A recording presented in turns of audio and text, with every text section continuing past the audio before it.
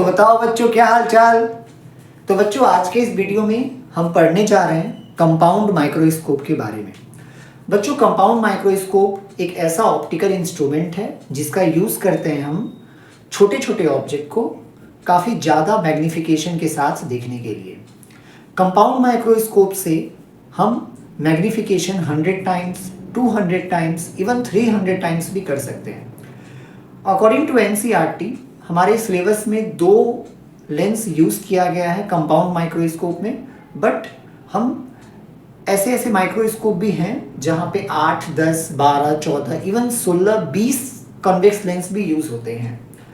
बच्चों देखो, माइक्रोस्कोप चाहे सिंपल हो या कंपाउंड हो, कॉन्वेक्स लेंस का एक बहुत स्पेशल फीचर यहाँ पे यूज़ होता है। आपको पता होगा, जब आपने कॉन्वेक्स लेंस पढ़ा था तो रे डायग्राम में एक स्पेशल केस था कि जब हम ऑब्जेक्ट को फोकस और ऑप्टिकल सेंटर के बीच में रखते हैं तो convex lens virtual magnified image बनाता है। यही फीचर बच्चों हम सिंपल माइक्रोस्कोप में यूज़ करते हैं, कंपाउंड माइक्रोस्कोप में यूज़ करते हैं और इवन टेलीस्कोप में भी हम यही फीचर यूज़ करते हैं। तो बच्चों स्टार्ट करें कंपाउंड माइक्रोस्कोप। तो व्हाट इज कंपाउंड माइक्रोस्कोप? तो बच्चों it is an optical instrument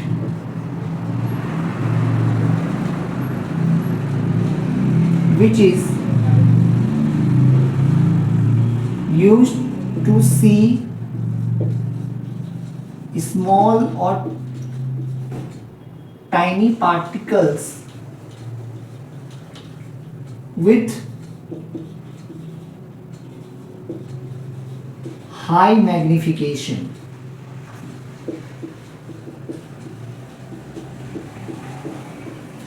तो बच्चों, कंपाउंड माइक्रोस्कोप एक ऐसा ऑप्टिकल इंस्ट्रूमेंट है जिसका यूज करते हैं हम हाईएस्ट मैग्नीफिकेशन के साथ, हाई मैग्नीफिकेशन के साथ देखने के लिए। मैं आशा करता हूं आपने सिंपल माइक्रोस्कोप पढ़ रखा है, तभी आप कंपाउंड माइक्रोस्कोप देख रहे हैं। अदरवाइज सिंपल माइक्रोस्कोप को भी मैं मोटा मोटी इस वीडियो में समझाने वाला हूं। देखो, तो सिंपल माइक्रोस्कोप में बच्चों या कंपाउंड माइक्रोस्कोप में कॉन्वेक्स लेंस का हम एक स्पेशल फीचर यूज करते हैं, जहाँ पे कॉन्वेक्स लेंस जो था ना वो virtual erect and magnified image बनाता था। प्लस चाहे माइक्रोस्कोप सिंपल हो या कंपाउंड हो, एक बहुत इंपॉर्टेंट कंसेप्ट है जो दोनों में काम आता है, वो है विजुअल एंगल का।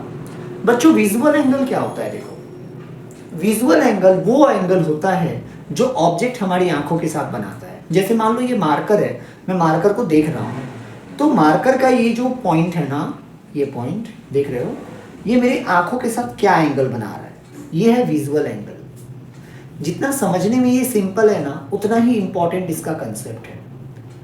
जैसे फॉर एग्जांपल, आपने कभी किसी बिल्डिंग को देखा होगा दूर से वो बहुत छोटा नजर आता है, लेकिन जब आप उसके सामने चले जाते हो तो वो आपको बहुत बड़ा नजर आता है, कोई भी बिल्डिंग को। क्यों? विजुअल एंगल के कारण। बच्चों, कोई भी चीज़ हमें छोटा और बड़ा इसलिए दिखाई देता है क्योंकि वो ज़्यादा विजुअल एंगल बनाता है। ठीक है, हालांकि ये हमें पहले से पता था कि हम सामने जाएंगे तो हमें वो चीज़ नज़र बड़ा नज़र आएगा वो, और हम दूर से देखेंगे तो वो छोटा नज़र आएगा। बट इसके पीछे का जो रीज़न था ना, वो विजुअल एंगल था। मैं इसको एक डायग्राम से समझाता हूँ। देखो, जैसे मान लो ये ऑब्जेक्ट है AB, ठीक है, और ये है आपकी प्यारी सी छोटी सी आंखें, ठीक है। फिर देखो, ये ऑब्जेक्ट जो है ना, वो आंख के साथ बच्चों कितना एंगल बना रहा है, ये this angle is known as visual angle. एक बात बताओ, अगर ऑब्जेक्ट बड़ा होगा, जैसे मान लो ये है ऑब्जेक्ट, तो अब देखो ये ज्यादा एंगल बनाएगा, राइट। अगर ऑब्जेक्ट और बड़ा होगा तो ये और बड़ा एंगल बनाएगा। मतलब जो ऑब्जेक्ट जितना बड़ा होता है वो उतना ज्यादा विजुअल एंगल फॉर्म करता है, मतलब उसका इमेज जो होता है हमारे रेटिना पर उतना ज्यादा बड़ा बनता है। देखो बच्चों, कंपाउंड माइक्रोस्कोप में हम 2 तरह के लेंस को यूज करने वाले हैं। मैग्नीफिकेशन का फॉर्मूला क्या होता है? बीटा अपॉन अल्फा, जो हम सिंपल माइक्रोस्कोप में पढ़ चुके हैं। ठीक है, मैं दोबारा उसको लिख देता हूँ। कंपाउंड माइक्रोस्कोप को शुरू करने से पहले। तो बच्चों मैग्निफिकेशन का जो फॉर्मूला है वो है बीटा अपॉन अल्फा। अगर आपको नहीं पता है कि ये बीटा और अल्फा क्या होता है तो ध्यान से सुने बच्चों। बीटा वो विजुअल एंगल है जो फाइनल इमेज फॉर्म करता है हमारी आंखों के साथ, या यूं कहें तो ऑप्टिकल सेंटर के साथ। अल्फा वो विजुअल एंगल है जो हम अपने नेकेड आई से देखते हैं, कैलकुलेट करते हैं, और ऑब्जेक्ट को जब हमारी आंखों से डी डिस्टेंस पे रखा जाएगा उस टाइम ये ऑब्जेक्ट जो होगा हमारी आंखों के साथ क्या एंगल बनाएगा, ये होगा अल्फा। तो बच्चों अल्फा और बीटा क्या है? अल्फा है विजुअल एंगल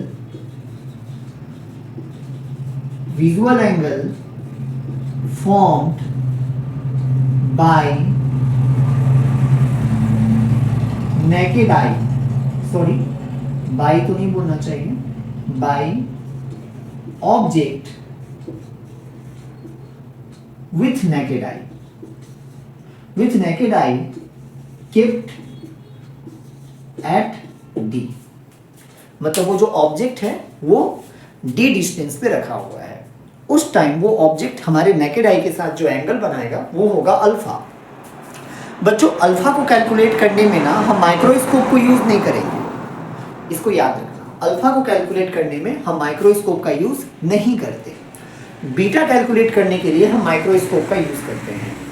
बच्चों बीटा क्या है? Visual angle formed by final image at O, मतलब ऑप्टिकल सेंटर। तो बीटा क्या है? बीटा बच्चों विजुअल एंगल है जो फाइनल इमेज के द्वारा बनाया जाएगा ऑप्टिकल सेंटर पे। तो चलो अब हम लोग रे डायग्राम समझते हैं कंपाउंड माइक्रोस्कोप का। तो बच्चों कंपाउंड माइक्रोस्कोप क्या होता है? कंपाउंड माइक्रोस्कोप वही माइक्रोस्कोप है जिसको बायोलॉजी वाले स्टूडेंट्स कॉकरोच को भी चीर फाड़ के, चूहे को चीर फाड़ कर, इवन क्या होता है बहुत बुरा, ठीक है। तो जो बायो के स्टूडेंट जो होते हैं वो चूहा, मकड़ी, कॉकरोच इन सबको जो चीर फाड़ के जो देखते हैं अंदर से, वो है कंपाउंड माइक्रोस्कोप, ठीक है, वो है कंपाउंड माइक्रोस्कोप। तो चलो इसका रे डायग्राम समझ लेते हैं फटाफट। बच्चों हमारे सिलेबस में कंपाउंड माइक्रोस्कोप में 2 लेंस यूज किया गया है, बट कंपाउंड माइक्रोस्कोप में बच्चों इवन 16, 18, 20 लेंस तक भी यूज होते हैं, ठीक है। जितना ज़्यादा आप लेंस यूज करोगे ऑब्वियसली मैग्नीफाइंग पावर उतना ज़्यादा बेटर होगा, है ना। तो सबसे पहले बच्चों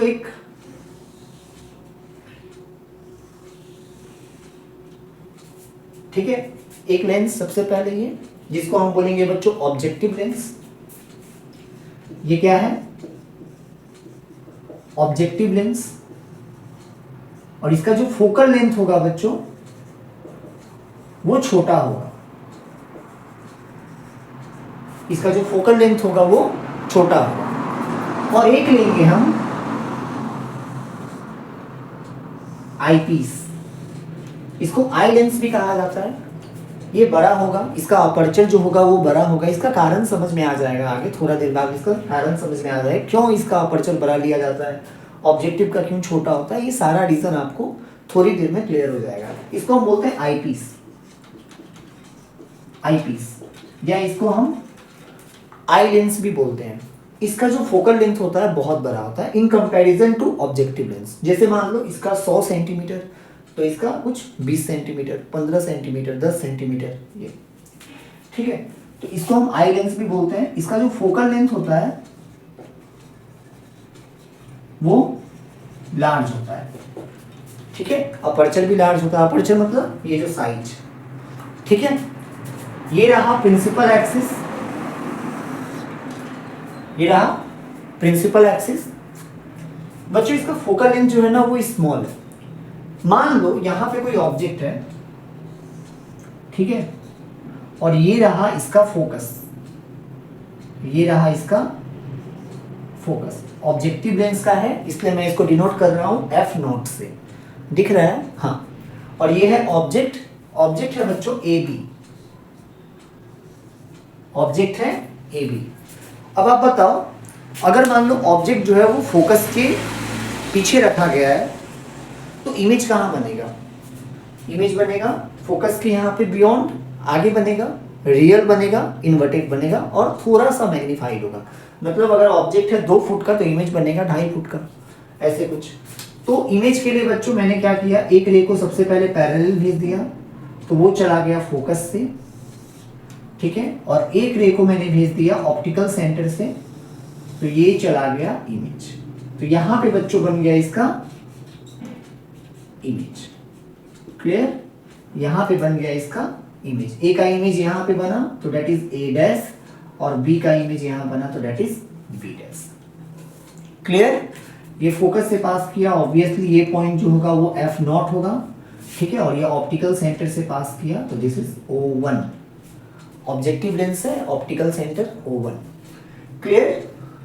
एक काम करता हूँ, ये वाले लेंस को थोड़ा सा पीछे बना देता हूँ ताकि डायग्राम अच्छा से समझ में आए, राइट? तो ये डायग्राम बच्चों, डायग्राम बहुत इंपॉर्टेंट होता है इसका, ठीक है, और मेरा ये रिकॉर्ड है कि डायग्राम कभी एक बार में अच्छा बना ही नहीं है। तो ये है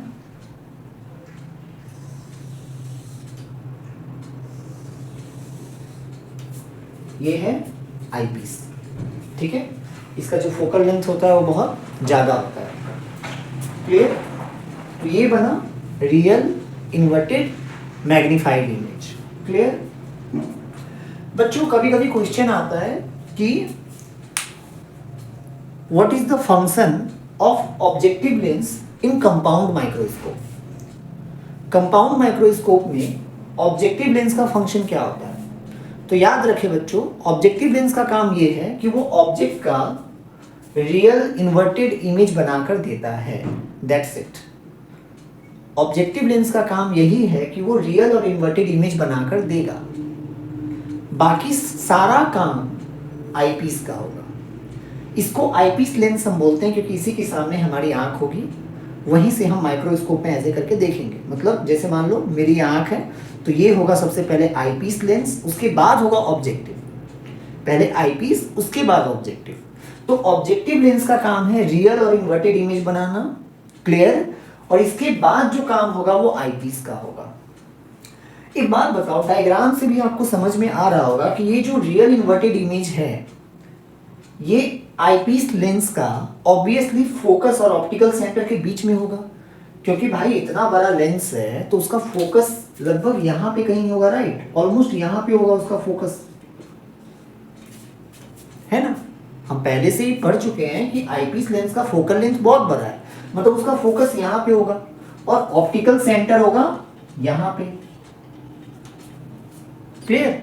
अब एक बात बताओ, कॉन्वेक्स लेंस का, जैसे मैंने स्टार्टिंग में ही बता दिया था कि कॉन्वेक्स लेंस का एक बहुत स्पेशल फीचर था कि जब ऑब्जेक्ट को फोकस और ऑप्टिकल सेंटर के बीच में रखा जाता है तो कैसा इमेज बनता है? Virtual, erect and magnified image. तो वही चीज यहाँ पे होगा। मतलब ये जो ऑब्जेक्टिव लेंस जो रियल इन्वर्टेड इमेज बनाया, ये इमेज इसके लिए वर्चुअल ऑब्जेक्ट का काम करेगा। किसके लिए? आईपीस लेंस के लिए। अब इस वर्चुअल ऑब्जेक्ट का ये जो आईपीस लेंस है ये वर्चुअल इमेज बनाएगा और वही हमें नजर आएंगे अपनी आंखों से। क्लियर? तो इसका इमेज हमें चाहिए, तो इमेज के लिए कितना रे चाहिए? 2। तो एक रे में भेज देता हूं parallel to the principal axis, will passes through focus. एक रे को मैंने ऐसे भेज दिया पैरेलल टू प्रिंसिपल एक्सिस, तो कहां से गुजरेगा? फोकस से। और एक रे को मैं भेज देता हूं ऑप्टिकल सेंटर से, तो एक रे चला गया ऑप्टिकल सेंटर से। अब जरा ध्यान से देखो, ये जो दोनों रे है, ये जो दोनों रे है, ये डाइवर्जिंग रे है, आगे जाकर मीट नहीं करेंगे। ये कैसे रे है? ये डाइवर्जिंग रे है, तो ये आगे जाके मीट नहीं करने वाले, मतलब इनको हमें बैक ट्रेस करना पड़ेगा। मतलब यहाँ पे जो देखने वाला इंसान है, जो यहाँ से उसको देख रहा है, यहाँ से जो देखने वाला जो इंसान है उसको क्या लगेगा? उसको यही लगेगा कि ये जो दोनों रे है वो एक सिंगल पॉइंट से आ रहा है, ऐसे ही ना इमेज बनता है। मतलब इसको हमें बैक ट्रेस करना पड़ेगा। बैक ट्रेस करते करते करते करते हमें यहां पे कहीं इमेज बनेगा। ये रहा उसका इमेज।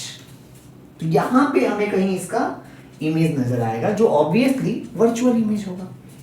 तो यहां पे ए डैश का इमेज बना, तो this is A double dash and this is B double dash. B dash का इमेज यहां पे B double dash, A dash का इमेज ए डबल डैश। बच्चों डायग्राम अच्छे से देख लो, और मेरा डायग्राम इतना अच्छा तो नहीं, बट आप अच्छे से स्केल पेंसिल को यूज करके ये डायग्राम को बनाओ। ठीक है, देखो सबसे पहले object A B. Objective lens का काम यही है कि वो इसका रियल इन्वर्टेड इमेज बनाएगा। ऑब्जेक्ट को फोकस के आगे रखना है बच्चों, फोकस और ऑप्टिकल सेंटर के बीच में नहीं रखना है, ठीक है, इधर रखना है पीछे, तब इसका रियल इन्वर्टेड इमेज बनेगा। ये रहा। अब ये जो रियल इन्वर्टेड इमेज है आईपीस लेंस के लिए वर्चुअल ऑब्जेक्ट का काम करेगा, and the virtual object is lies between the focus and optical centre of eyepiece lens, hence we know that eyepiece lens forms कौन सा इमेज, वर्चुअल इमेज। तो इसका ये वर्चुअल इमेज बनेगा। बस ये था इसका रे डायग्राम। क्लियर? इसको अच्छे से बनाओ। अब हम लोग कुछ टर्म्स को समझ लेते हैं। तो बच्चों ये है हमारा ऑब्जेक्ट, राइट। तो ऑब्जेक्ट का ऑप्टिकल सेंटर से जो डिस्टेंस होगा उसको हम लोग बोलेंगे यू नॉट। यू नॉट क्यों बोल रहा हूं? क्योंकि ऑब्जेक्टिव लेंस है, ऑब्जेक्ट का डिस्टेंस। ये जो डिस्टेंस होगा बच्चों ये वाला, ये होगा वी नॉट। क्लियर? ये जो डिस्टेंस होगा जहां पे इमेज बना, तो image distance is V naught, objective ने बनाया है। अब ये इस आईपीस के लिए वर्चुअल ऑब्जेक्ट का काम करेगा। So this distance will be you ई। ये जो डिस्टेंस होगा वो यू ई होगा, है ना, ऑब्जेक्ट डिस्टेंस। ये है इमेज डिस्टेंस, चाहो तो लिख सकते हो वरना इसका जरूरत नहीं है। क्लियर? हाँ, और एक टर्म बच्चों यहां पे समझाना था, ये लेंथ ऑफ माइक्रोस्कोप। बच्चों लेंथ ऑफ माइक्रोस्कोप क्या होता है ना, कि ये जो आईपीस लेंस है और ये जो ऑब्जेक्टिव लेंस है दोनों के बीच का डिस्टेंस, इसी को हम बोलते हैं length of microscope. Length of microscope, length of microscope, ये बराबर होगा बच्चों दोनों लेंस के बीच का डिस्टेंस, मतलब V naught plus U E. देखो V naught plus U E. एक चीज ध्यान रहे, इसको हमेशा मोड में लिखना है। मोड में हम इसको इसलिए ऐसे लिखेंगे क्योंकि इसका वैल्यू हमेशा पॉजिटिव आना है, नेगेटिव नहीं आना है। आप नहीं बोल सकते ना कि -20 सेंटीमीटर का माइक्रोस्कोप है, राइट। तो ये माइनस साइन को हटाने के लिए हम लोग मोड यूज करेंगे, ये वैल्यू हमेशा पॉजिटिव आएगा। क्लियर? हाँ, तो ये रे डायग्राम अच्छे से इसको कॉपी करो। अब हम देखने जा रहे हैं मैग्निफिकेशन ऑफ कंपाउंड माइक्रोस्कोप। तो बच्चों मैग्निफिकेशन का फॉर्मूला क्या था? मैग्निफिकेशन बराबर beta upon alpha, right. Beta upon alpha, simple formula. तो सबसे पहले हम लोग अल्फा कैलकुलेट करते हैं। बच्चों अल्फा क्या होता है? तो अल्फा के लिए क्या करना पड़ेगा? तो सबसे पहले मान लो ये ऑब्जेक्ट है ए बी और ये है आंख, ठीक है, और ये एंगल बना रहा है alpha. Clear? And when object is kept at D, तो ऑब्जेक्ट का जो डिस्टेंस कितना होना चाहिए? डी। तो ये एंगल है बच्चों अल्फा। ऑब्वियसली एंगल बहुत छोटा होगा। माइक्रोस्कोप को यूज क्यों किया जाता है? छोटे छोटे ऑब्जेक्ट को देखने के लिए। हम हाथी घोड़ा गाय भैंसी को तो देखने के लिए नहीं कर सकते ना, ऑब्वियसली। तो ये अल्फा बहुत छोटा होगा। अब अल्फा बहुत छोटा होगा तो टेन अल्फा को हम लोग अल्फा लिख सकते हैं। टेन अल्फा क्यों यूज होगा? क्योंकि यहाँ पे हमें ये जो गिवन है ए बी हमें पता है और ये डिस्टेंस हमें पता है, तो perpendicular by base is tan alpha. तो for small angle, for a small angle 10 alpha is nearly equal to alpha and alpha equal to AB upon D. Clear? तो ये हो गया अल्फा का वैल्यू। ठीक है, हम AB को H नॉट भी लिख देते हैं, चलो H नॉट मान लो, height of the object. Clear? H naught मतलब हाइट ऑफ द ऑब्जेक्ट, और ये जो इमेज बनाया था that is HI, height of the image. Clear? तो इसके बाद हम लोग कैलकुलेट करेंगे बीटा।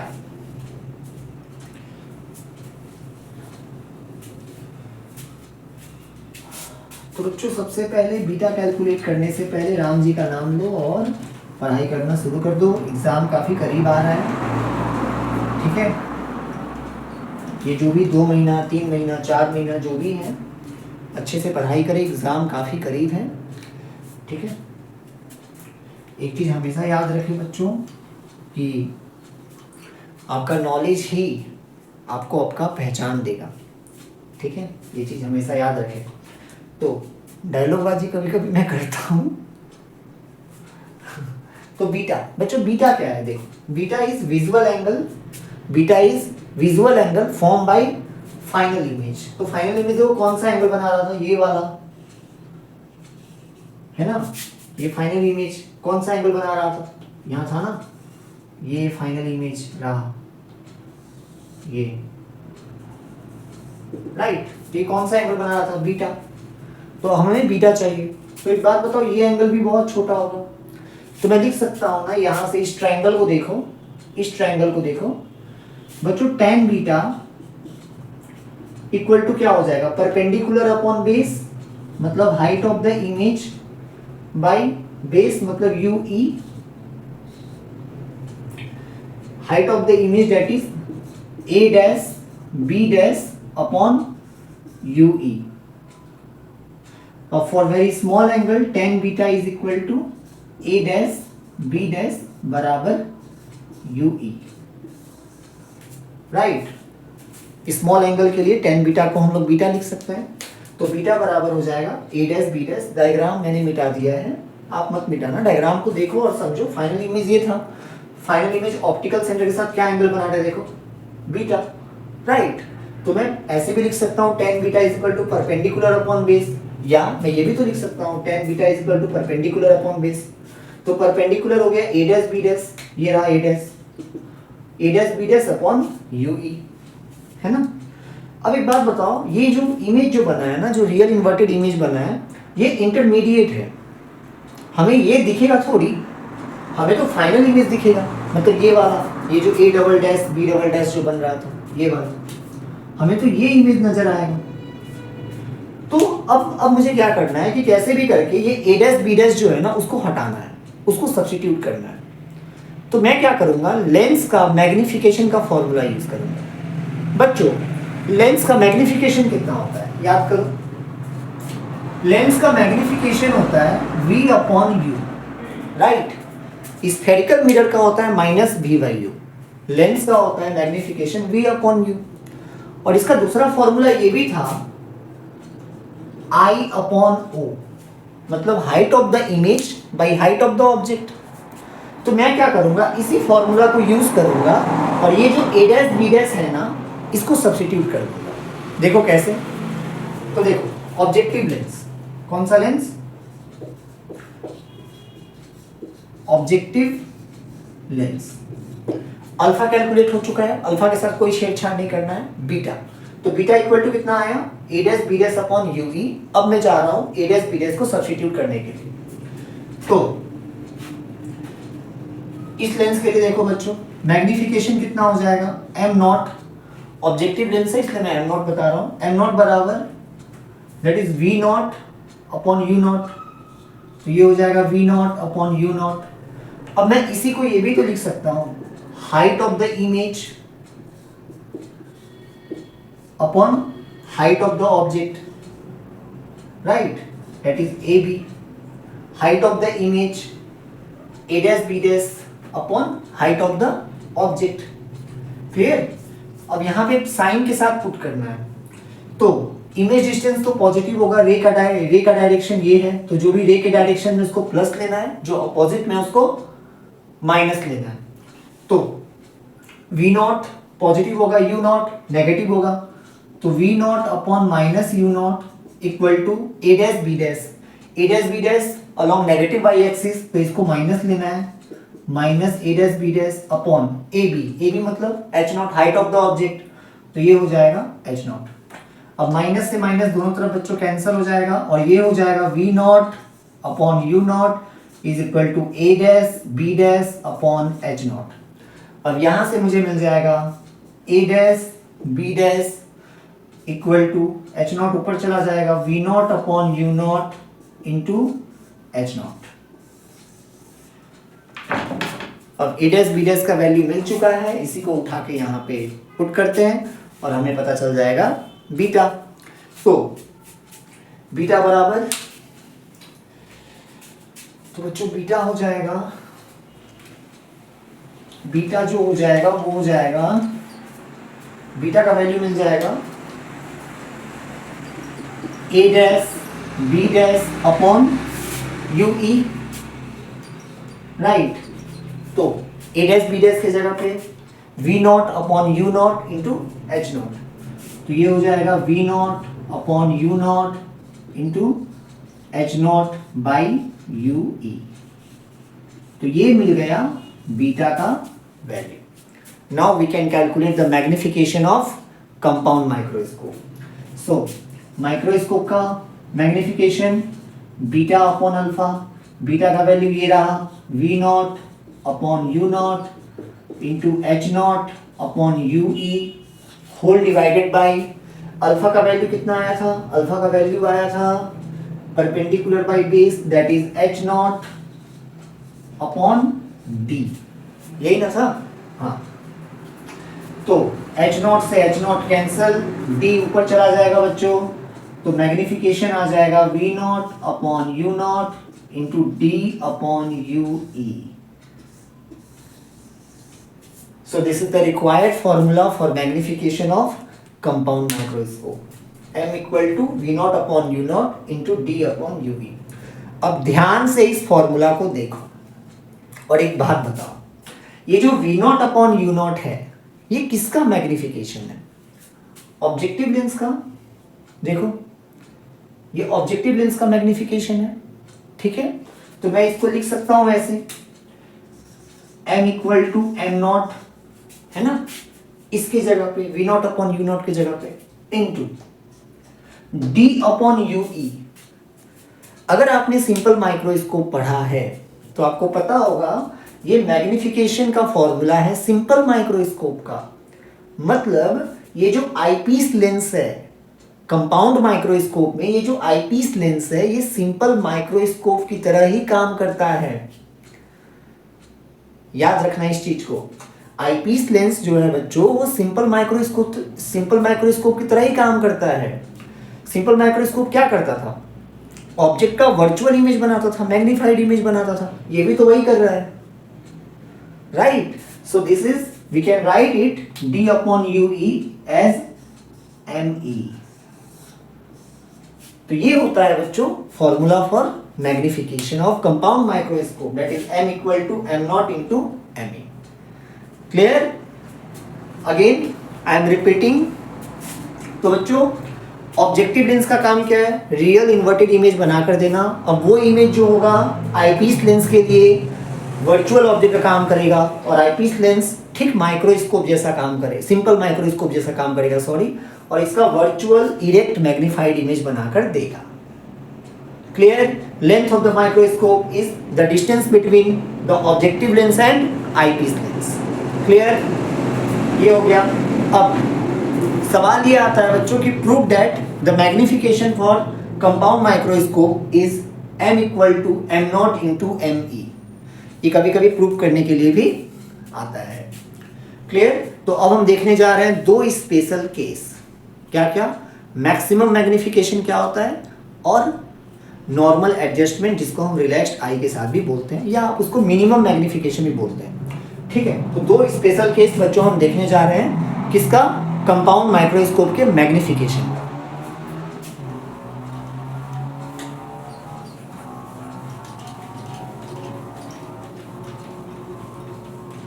तो लगाओ फटाफट heading case 1, maximum magnification of compound microscope, maximum magnification for compound microscope. Clear? तो केस नंबर 1,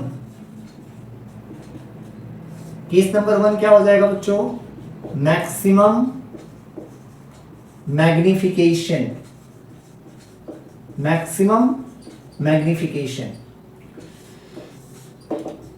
अब जो भी होगा सब सिंपल माइक्रोस्कोप जैसा होगा, ठीक है, सेम। तो मैक्सिमम मैग्निफिकेशन कब होगा? जब फाइनल इमेज कहां बनेगा? At distance d। क्लियर? तो when final image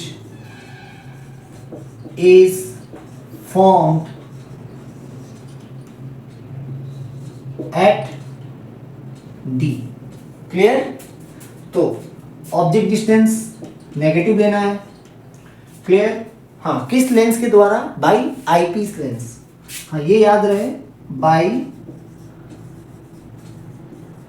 eyepiece lens, याद रहे ये चीज, ठीक है। तो ऑब्जेक्ट डिस्टेंस नेगेटिव लेना है, इमेज डिस्टेंस नेगेटिव होगा, सभी रे के अपोजिट में है, और कॉन्वेक्स लेंस का फोकल लेंथ पॉजिटिव होता है। लेंस फॉर्मूला यूज करो और कैलकुलेट करो। तो lens formula 1/v minus 1/u equal to 1/f। 1/v मतलब 1/-d minus 1/-ue equal to 1/fe। Clear? तो ये माइनस माइनस प्लस हो जाएगा और ये माइनस वाला उधर जाके प्लस हो जाएगा। तो ये हो जाएगा 1/ue equal to 1/fe plus 1/d। Clear? कुछ नहीं है, लेंस फॉर्मूला यूज करो, ठीक है। ऑब्जेक्ट डिस्टेंस नेगेटिव होगा, ऑब्जेक्ट इस तरफ था, वर्चुअल ऑब्जेक्ट जो था, रे का डायरेक्शन उस तरफ था, तो वो negative. Image distance -d, sign convention use कर रहा हूँ, ठीक है। फोकल लेंथ पॉजिटिव होता है कॉन्वेक्स का। तो इसके बाद और ये जो 1/UE का जो वैल्यू है, इसको उठा के यहाँ पे डाल दो इस वाले फॉर्मूला में, बस हो गया कैलकुलेट। तो यहाँ से मैग्निफिकेशन क्या मिल जाएगा? तो magnification equal to V0 upon U0 into D upon UE। तो UE का वैल्यू यहाँ से पुट कर दो, तो ये हो जाएगा M equal to V0 upon U0 into D 1/FE plus 1/D। Clear? ये हो जाएगा ना? हाँ, तो ये आ जाएगा M equal to V0 upon U0 D/FE plus D into 1/D 1। तो ये हो जाएगा 1 प्लस D अपॉन FE। तो ये होता है बच्चों maximum magnification for compound microscope. Clear? लेकिन इसमें प्रॉब्लम होता है, प्रॉब्लम ये होता है ना कि कंपाउंड माइक्रोस्कोप को यूज करके हम काफी ज्यादा मैग्निफिकेशन के साथ देखते हैं। इवन कंपाउंड माइक्रोस्कोप को यूज करके आप 100 टाइम्स 200 टाइम्स मैग्नीफाइड करके भी आप देख सकते हैं, लेकिन आंखों में बहुत दिक्कत होती है, ठीक है। इसलिए एनसीईआरटी लिखता है with strain eye, with strain eye. अब देखो, हम लोग कोई भी डिवाइस बनाते क्यों हैं? ऑप्टिकल इंस्ट्रूमेंट बनाया क्यों गया है? हमारे सुविधा के लिए। लेकिन जब आंखों में ही दिक्कत हो तो हम ज़्यादा अच्छे से इसको यूज़ नहीं करेंगे, राइट? इसलिए बच्चों दूसरा केस है, ये कोई रीज़न नहीं है सेकंड केस का, I am just explaining you. तो इससे प्रॉब्लम होता है आंखों में। अब दूसरा केस जो है वो है नॉर्मल एडजस्टमेंट, जिसका ज़्यादा यूज़ किया जाता है। मतलब उसको हम रिलैक्स्ड आई के साथ भी बोलते हैं कि हमें अगर रिलैक्स्ड आई के साथ कंपाउंड माइक्रोस्कोप में देखना है तो वो वाला केस, केस नंबर 2। क्लियर? फटाफट कॉपी करें इसको। आशा करता हूँ समझ में आ रहा होगा, ठीक है। अगर कोई भी डाउट हो तो प्लीज कमेंट कर देना। तो बच्चों केस नंबर 2, चिंता मत करो, लास्ट में एक न्यूमेरिकल भी सॉल्व किया जाएगा इसके लिए। लास्ट में हम एक न्यूमेरिकल भी सॉल्व करेंगे। क्लियर? इसके लिए लास्ट में एक बच्चों न्यूमेरिकल भी सॉल्व किया जाएगा। तो केस नंबर 2, केस नंबर 2 बच्चों, केस नंबर 2 जो है वो नॉर्मल एडजस्टमेंट का है। नॉर्मल एडजस्टमेंट, जिसको हम रिलैक्स्ड आई भी बोलते हैं। रिलैक्स्ड आई मतलब इस वाले केस में जब आप कंपाउंड माइक्रोस्कोप को यूज करेंगे तो आपकी आंखों में ज्यादा परेशानी नहीं होगी। कृपया करके यही वाला यूज करिए, ठीक है। प्रमोशन कर रहा हूं मैं। तो नॉर्मल एडजस्टमेंट रिलैक्स्ड आई, कोई भी चीज को हम रिलैक्स्ड आई के साथ कब देखते हैं, जब वो इमेज जो होगा या वो ऑब्जेक्ट होगा कितना दूरी पे होगा, इनफाइनाइट डिस्टेंस पे होगा। So when final image is formed at infinity, जब फाइनल इमेज कहाँ बने, इंफिनिटी पे बने। So object distance minus UV, image distance infinity, focal length plus लेना है कॉन्वेक्स लेंस का। क्लियर, लेंस फॉर्मूला यूज करो तो 1/v minus 1/u equal to 1/f, 1/infinity minus 1 minus ue equal to 1/fe। Clear, minus minus plus, 1/infinity is 0, so 1/ue equal to 1/fe। अब ये वाला value उठा के डाल दो मैग्निफिकेशन में, तो मैग्निफिकेशन क्या था, तो magnification equal to v naught upon u naught into d upon ue। So m at infinity v naught upon u naught into d upon fe। इसको आप मिनिमम मैग्निफिकेशन भी हम बोल सकते हैं। क्लियर है। तो ये था 2 स्पेशल केस कंपाउंड माइक्रोस्कोप का मैग्निफिकेशन का, ठीक है। पहला वाला का फॉर्मूला क्या था बच्चों, दोनों को अगर मैं एक साथ अगर लिखने की कोशिश करूं तो मैग्निफिकेशन का जो रेंज होगा, वेरी इंपॉर्टेंट, ध्यान से देखो, मैग्निफिकेशन का जो रेंज होगा वो या तो इतना होगा या तो इतना हो सकता है v naught upon u naught into d upon fe, या तो इतना होगा या इससे ज्यादा होगा, बट मैक्सिमम कहां तक होगा, v naught upon u naught into 1 plus d upon fe। Clear. सो मैग्निफिकेशन जो होगा वो उसका जो रेंज होगा वो मिनिमम इतना या मैक्सिमम इतना। क्लियर। तो इस फॉर्मूला को अच्छे से समझे कि कैलकुलेट कैसे किया जा रहा है, फॉर्मूला को रटने की जरूरत नहीं है। क्लियर। अब हम फाइनली एक हलवा सा, गाजर का हलवा बोलो या कोई भी हलवा बोलो, न्यूमेरिकल सॉल्व करते हैं और क्लास खत्म करते हैं आज का। तो बच्चों फटाफट उतारो एक न्यूमेरिकल। अब हम फाइनली एक न्यूमेरिकल सॉल्व करेंगे इसके लिए।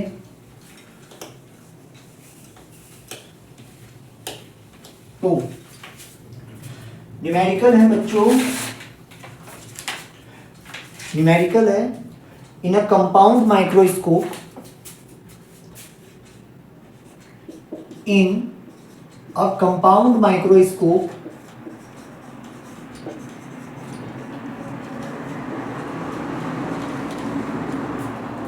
a compound microscope focal length of objective lens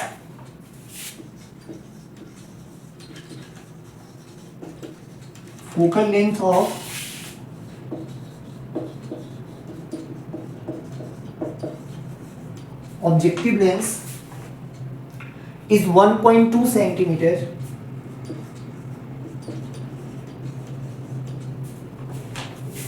and of eyepiece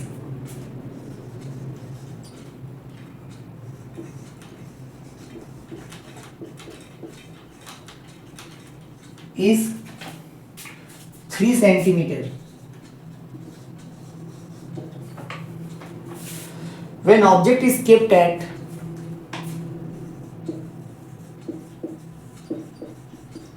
object is kept at 1.25 centimeter in front of objective lens, in front of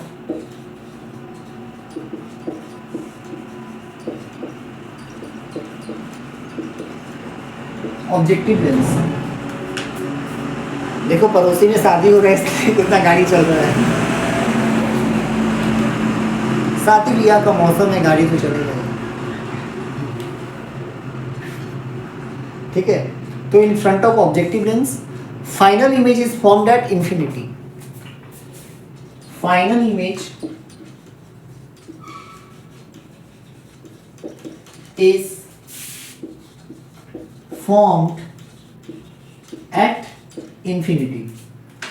So magnifying power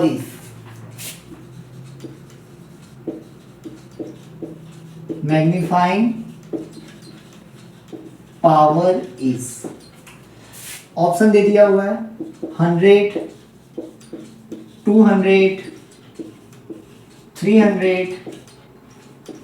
400। फटाफट pause करो और खुद से try करो, काफी इजी क्वेश्चन है। तो in a compound microscope focal length of objective lens is 1.2 centimetre, ठीक है, and of eyepiece is 3 centimetre. When object is kept at 1.25 centimeter in front of objective lens, final image is formed at infinity। तो बच्चों याद करो final image किस case में infinity पे बन रहा था, नॉर्मल एडजस्टमेंट वाले केस में। सो बच्चों यही ट्रिक है जो आपको पता करना होता है सवाल को सॉल्व करने से पहले। सवाल में कभी नहीं बोलेगा कि रिलैक्स्ड आई के साथ, नॉर्मल एडजस्टमेंट के साथ। आपको समझना होगा कि ये कौन सा केस है। यहाँ पे देखो बोल दिया गया है कि final image is formed at infinity, मतलब आपको खुद तुरंत समझ जाना है कि ये केस 2 का बात चल रहा है। क्लियर? तो केस 2 में मैग्निफिकेशन का फॉर्मूला क्या था, याद करो, अभी हमने किया है V0 upon U0 into D upon FE। Clear? Put कर दो। तो अब हमें क्या नहीं पता है, देख लो। In a compound microscope focal length of objective lens is 1.2, F0 दिया हुआ है 1.2 सेंटीमीटर, ठीक है। आईपीस का दिया हुआ है बच्चों FE 3 सेंटीमीटर, ठीक है। क्लियर? इसके बाद when object is kept at 1.25 centimetre in front of objective lens, मतलब U0 भी गिवन है 1.25 centimetre. Final image is formed at infinity. Clear? So D तो पता है, D है 25 सेंटीमीटर, FE पता है, U0 पता है, V0 नहीं पता है, कोई बात नहीं। U0 पता है, F0 पता है, लेंस फॉर्मूला यूज करके V0 निकाल दो। तो 1/V minus 1/U equal to 1/F, ठीक है, ऑब्जेक्टिव लेंस के लिए। हाँ, डायग्राम बना लेना, डायग्राम बनाकर ये करोगे तो ज़्यादा समझ में आएगा। तो 1/V 1/V 1/V 1/V0 objective के लिए माइनस 1/U। U कितना हो जाएगा बच्चों? U है यहाँ पे 1.25 सेंटीमीटर। नहीं, पहले मैं इसको वहां ले जाता हूँ। तो ये हो जाएगा 1/F प्लस 1/U। क्लियर? तो ये हो जाएगा 1/V0 equal to FU, U plus F। अब इसको उल्टा कर दो, V0 equal to UF upon U plus F। अब वैल्यू पुट करो, इससे क्या ना अच्छा रहेगा ऐसे सॉल्व करने से। तो V0 क्या हो जाएगा? V0 हो जाएगा U की जगह पे क्या पुट करेंगे, U0 की जगह पे U0 F0 upon U0 F0, सब जगह नॉट लगा दो, नॉट।